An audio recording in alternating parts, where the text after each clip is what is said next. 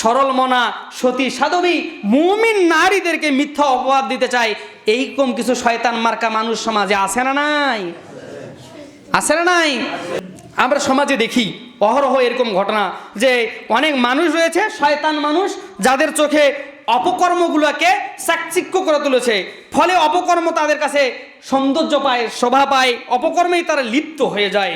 যারা সৎ সুস্থ জীবনযাপন করে এদের কাছে এটা সহ্য হয় না, ফলে সরল মনা সতী সাধবী মুমিন নারীদেরকে মিথ্যা অপবাদ দিতে চায়, এইরকম কিছু শয়তান মার্কা মানুষ সমাজে আছে না নাই? আছে না নাই? আছে। তারা কি করে?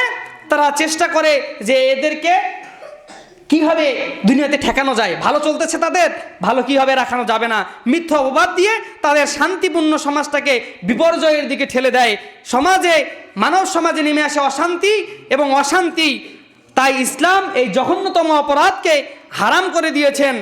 আল্লাহ তাআলা সূরা নূরের 23 নম্বর আয়াতে বললেন, ইন্নাল্লাযীনা ইয়ারমুনাল মুহসানাতিল গাফিলাতিল মুমিনাতি লুইনু ফিদ দুনিয়া ওয়াল আখিরাতি ওয়া লাহুম আযাবুন আযীম। আল্লাহ তাআলা বললেন, যারা সতী সাধবী নিরীহ ঈমানদার নারীদের প্রতি অপরাধ আরোপ করবে, তারা দুনিয়া এবং আখিরাতে ধিক্কিত এবং লাঞ্ছিত, লানতপ্রাপ্ত, এবং তাদের জন্য রয়েছে কঠিন শাস্তি। আল্লাহু আকবার। আল্লাহ তাআলা জানিয়ে দিয়েছেন। তাহলে আসুন, না জেনে না শুনে কারো উপরে অনুমান করে আপনি আমি কাউকে কোনোদিন অপবাদ দিব